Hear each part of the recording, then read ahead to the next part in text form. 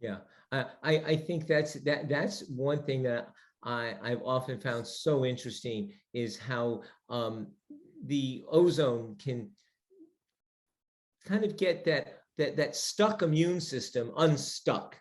You know, it's stuck in a habit pattern, a loop, and ozone seems to give it. I mean, do you think it's because it's changing the structure of of some of the antibodies, or do you have any thoughts? I mean, because I said I've read some of the literature on that, but I've never been certain I quite got a good picture, on like It, how the ozone. I think it's about cytokines and cytokine balances.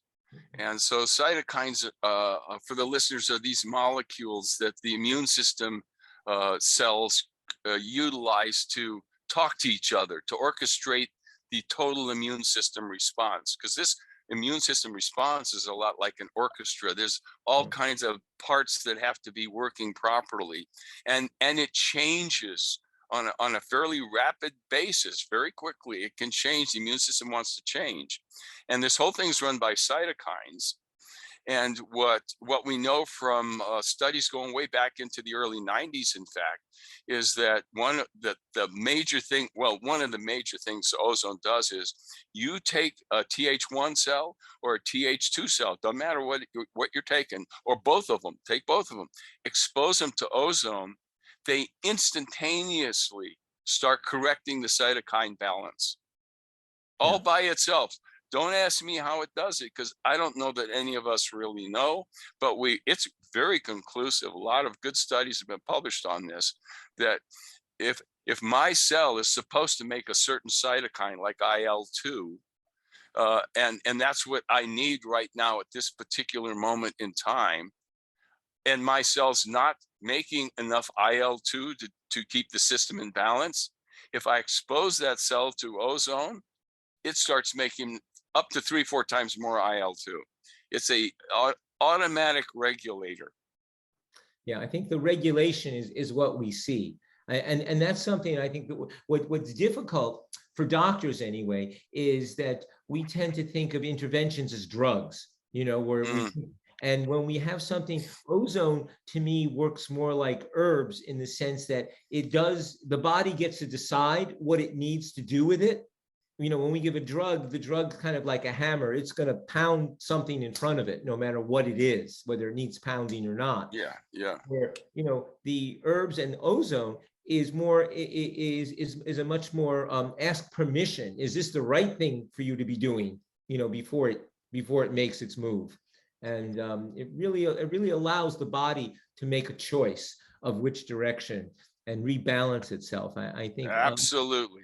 Well said. That's exactly right. And, yeah, and one of the things that I've been always interested in, really appreciated, another thing that I learned from you was the usefulness of rectal ozone. Because in the early days when I first started using ozone, I just, it was a little bit in that I was just, oh, this is powerful medicine, and it's intravenous, and that's what makes it powerful. And like I kind of like thought all those people using rectal ozone, oh, I didn't realize its utility and how effective it was. And you just tell us a little bit about the history, if you will, or just how effective you have seen it be. It's an underutilized form of therapy, because really nobody wants to get tubes stuck up their rear end. That's they don't mind a tube in their vein, but the tube up the rear end, it's just got some issues around it. That said, it's a very brilliant and very fascinating form of therapy, because of, first of all, where's that tube going?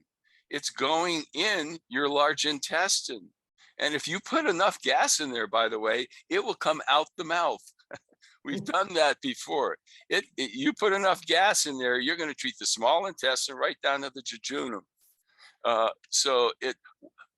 Disease starts in the intestine in so many people. So number one, we're going right to the heart of why a lot of people are sick just by putting it in that particular location. Number two, the ozone travels straight to the liver. And the liver is such as you know, is such a regulating force. It takes stuff out, it puts stuff in. It's sort of like the second brain in a way. It's busy just monitoring like a thermostat, just taking care of everything. And that liver is going to get all beat up. If you got a TH2 overbalance with all these immune complexes and immunoglobulins floating around, that liver is just going to get beat up. And so those two reasons alone are enough to account for why rectal ozone is an underutilized way of doing business. And we do it an awful lot in the clinic. We do a lot of blood treatments and other ozone treatments too, but that's one of the more valuable things we do.